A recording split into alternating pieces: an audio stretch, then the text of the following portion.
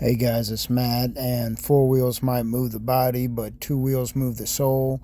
And this is my review on taking my Ninja 650 on a 2,000-mile trip with only 1,000 miles under my belt. It was totally worth it.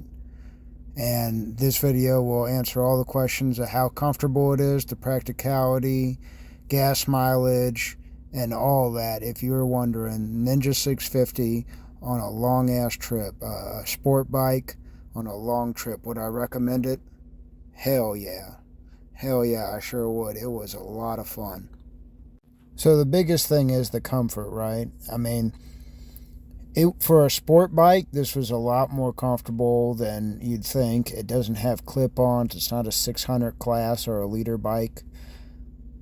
And boy, did that help, being able to tuck or lean back at close to a 90-degree angle.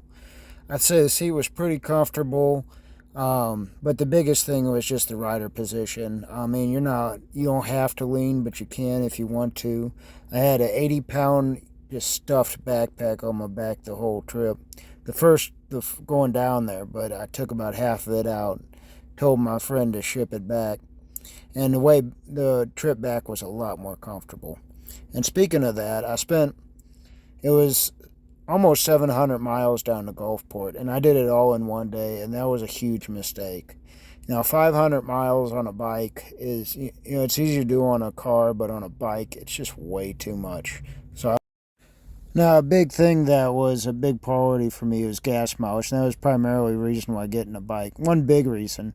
And I usually end up getting 70 miles per gallon around town. When you fill up, you only have to put about 2 gallons in, $5. But on this trip, I ended up doing a lot faster than I do around town. I kept it around 75, so I ended up getting 60 miles per gallon. But just check out this scenery. I made it to the beach. First time a bike's ever been to the beach. First time I've ever taken actually a road trip. And I'm 34 years old. And made it to the beach. It's beautiful. I just missed cruising the coast, but I still saw a couple other cool cars there. And I had fun with my friend when I seen her there. And just had a blast. All the car guys were cool. All the motorcycle guys were really cool. A bunch of people asking about my bike. That was great.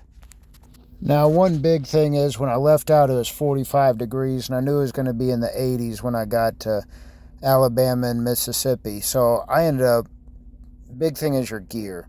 And I had these coveralls that I wound up and strapped to my backpack. Didn't put them inside. They're bulky.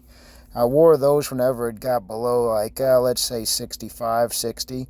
And then I wore my leather coat, my riding pants, and my boots. And I bought heated socks for the trip, and that was a big thing too.